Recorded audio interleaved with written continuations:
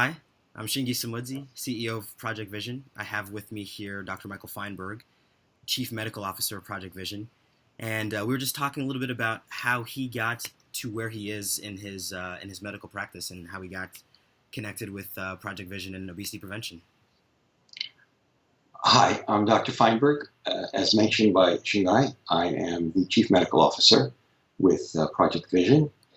I did not take the typical standard route that most physicians take to go into practice, which is pre-med studies, then into medical studies, and finally internship, residency, and then practice. I started along those lines, and actually I was in a radiology residency and realized that this model was not working well for me.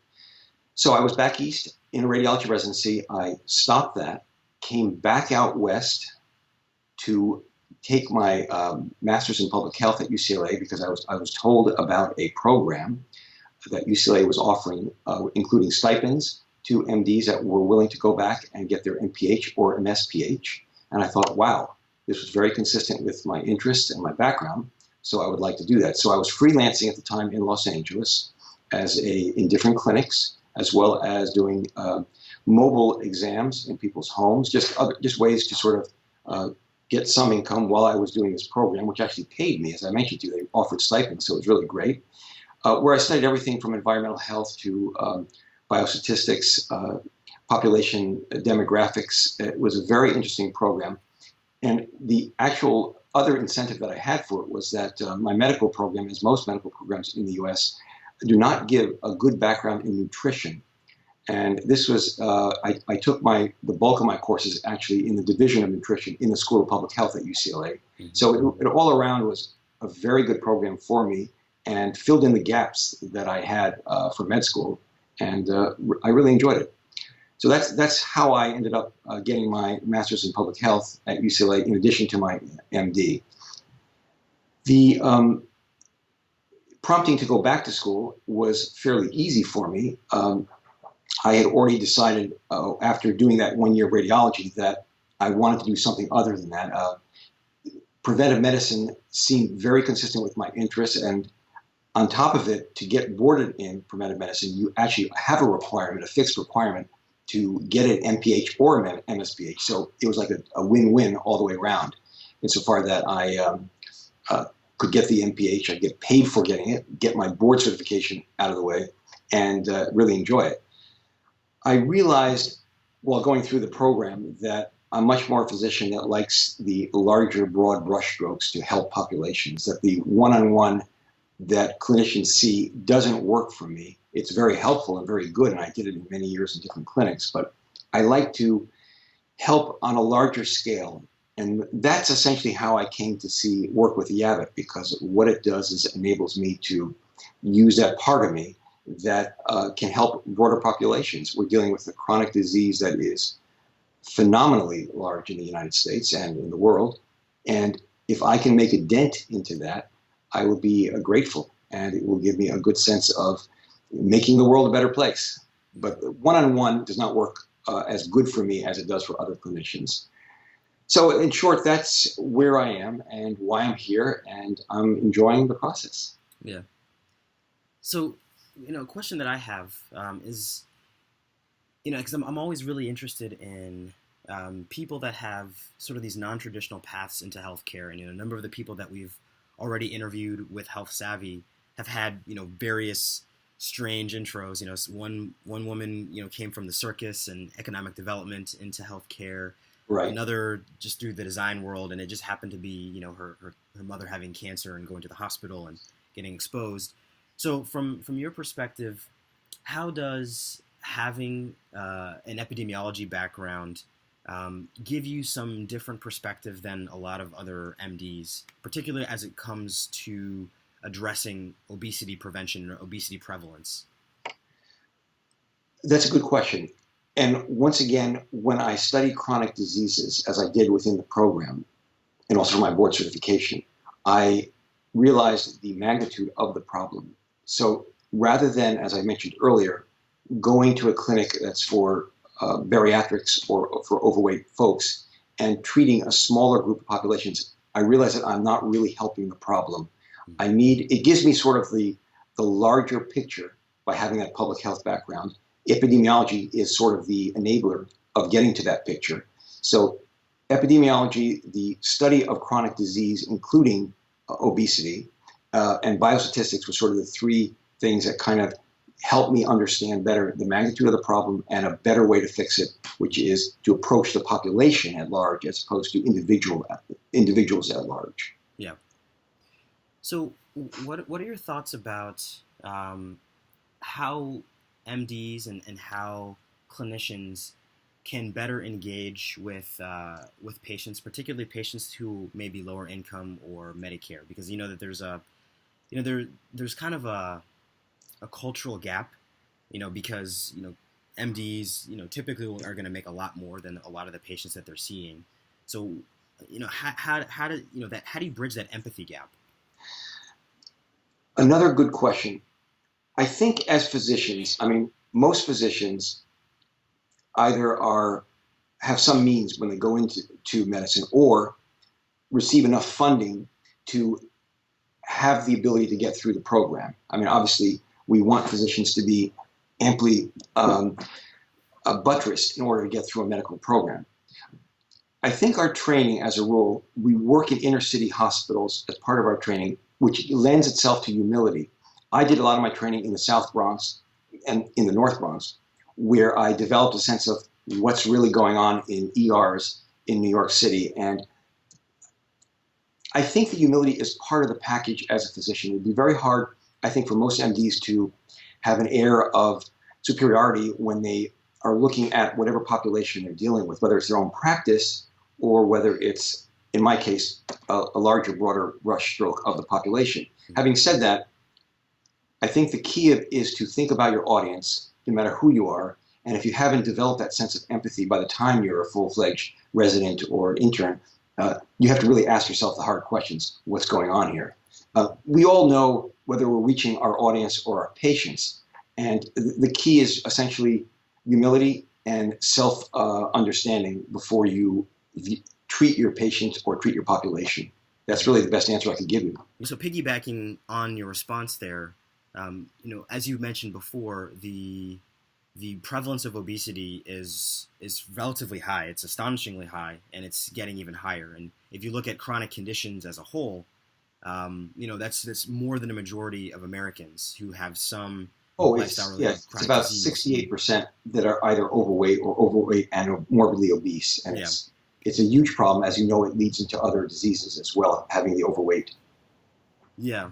So and so that kind of ties into my question about humility, because if things are getting worse, what we're doing right now as a medical system isn't working, and so in your mind, and the whole financial system behind healthcare in the U.S. is also very Byzantine and complex. And I'm wondering, from your perspective, is your impression of the obesity epidemic, is it driven more by just the complexity of the financial system in healthcare, or is it something to do with how we're approaching practice? I have thought about this, and those are all parts of it. I think the larger part is the food industry. Mm-hmm. And I'm sure you have seen things like Supersizing It, the movie, or you know about it. Mm-hmm. Those are real things. And I think the prevalence of sugar that is interlaced in foods is another thing, because what happens is humans and mammals develop a carbohydrate set point based on how many carbohydrates they intake. And it's very hard to shake that. And food companies know that. And food science people know that are working for those companies. This is just one big component of it.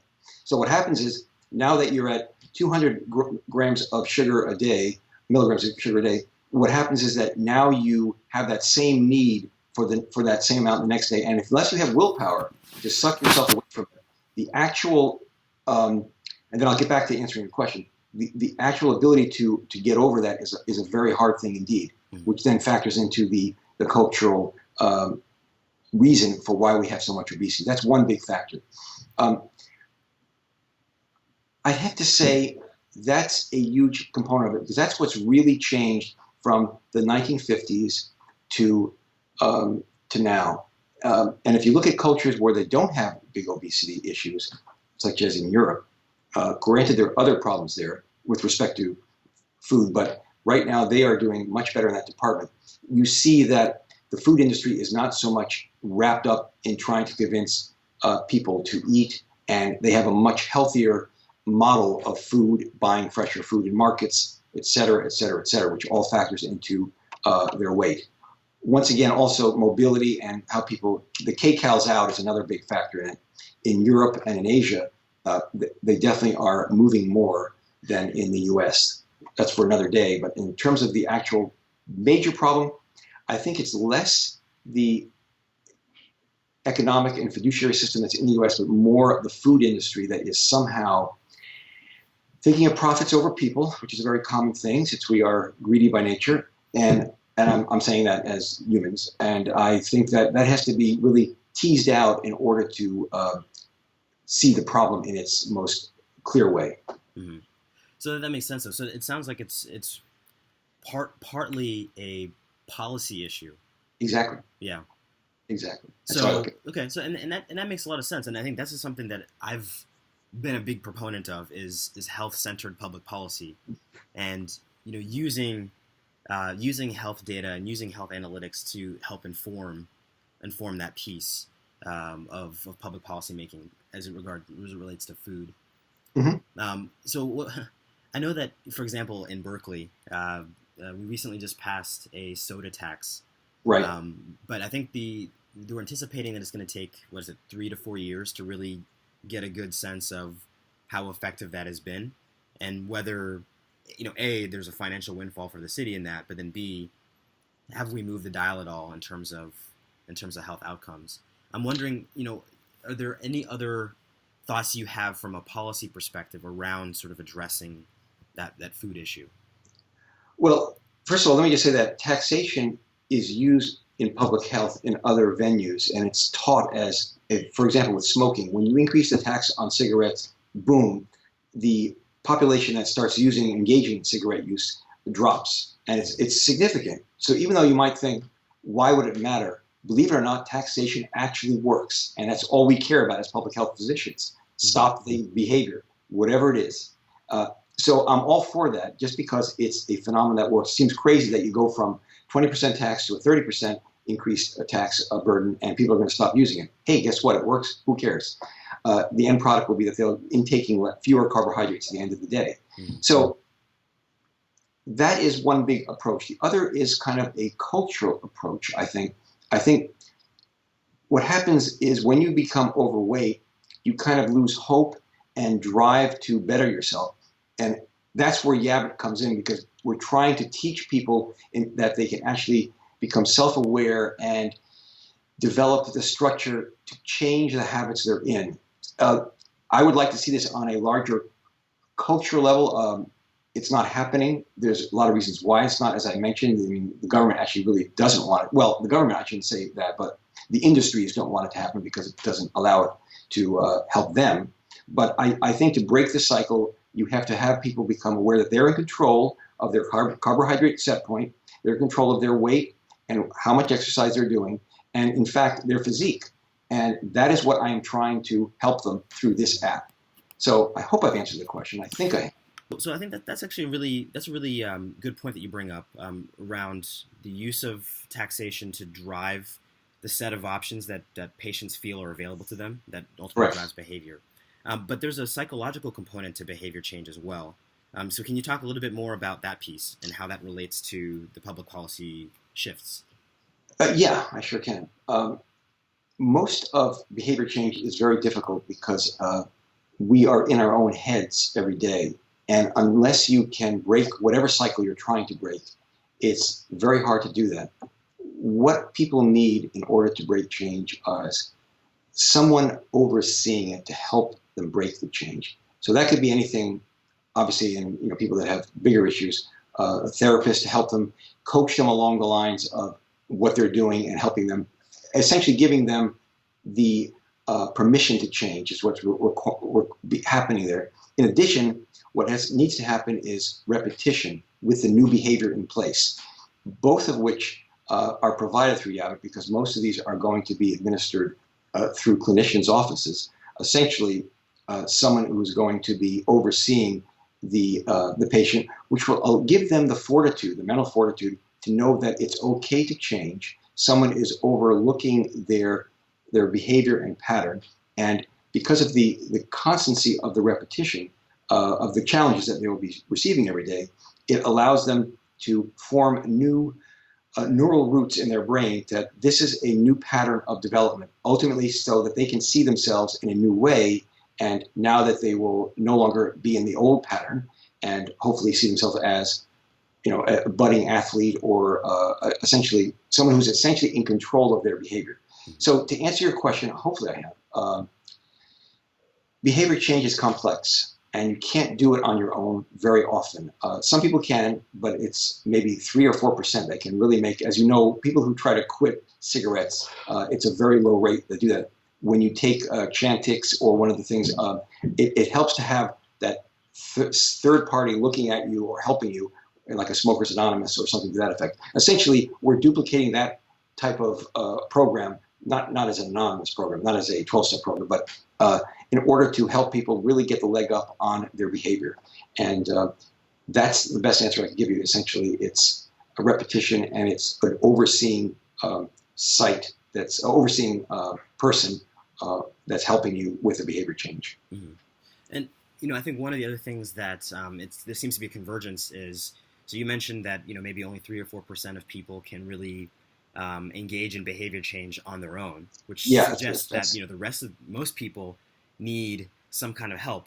But given that different people respond to different programs, I know there's Stanford, there they're Weight Watchers, or a number of other different programs that have different ways of engaging people. I think with precision medicine that's coming in, that's the convergence. It seems like really the ideal, and that's again sort of how we've constructed YABIT, is the ideal is to apply precision medicine to identify what would work for somebody in order to more effectively engage them. And so as these develop, let's say we're looking 10 years down the line from now, where do you see the state of obesity prevalence and the state of chronic disease? Well, we have a very heterogeneous population, and it therefore becomes very difficult from a public health standpoint to target behaviors that are going to affect all levels of the population. I think we need to have, as you mentioned, precision targeted effects for each type of population that's out there. The audience has to be targeted individually in order to help them. That could be everything from a cultural shift in how you approach the behavior platform to a language shift, all of which should be addressed for whatever behavior change you're trying to do. Otherwise, it won't have as much impact. That's the best thing. So it really depends on how the intersection of the government and the food industry and other industries really look at this problem together. And if they're invested in making this better, people will get better, because unfortunately, the population kind of lags and follows the lead from government and industry. And I wish that it would not be that way, but it is. And because of that, I think it really has to start at a governmental level as well as an industry level. And I think you have to have really sensitive creatures, people who are caring enough to target the message, as I mentioned, precision-wise, as you mentioned, to each population at large. Yeah. I think you'll agree with me on that. Yeah, 100%. But I'm pretty optimistic as well that I think we can accomplish this. I am hopeful as well. I think it can be done. I think ultimately we want to better people and better the population. I don't think the way it is right now is what the government, and I'm not saying the government, I don't think this is what the United States wants to have. It's a big problem, and I think people recognize it. Yeah. Well, thanks a ton, Mike. Oh, sure. Yeah, it was a pleasure. I'm signing off from very hot Las Vegas right now. Hope everything's nice in Santa Barbara. Yes, it is. Thanks so much. Thanks for the call.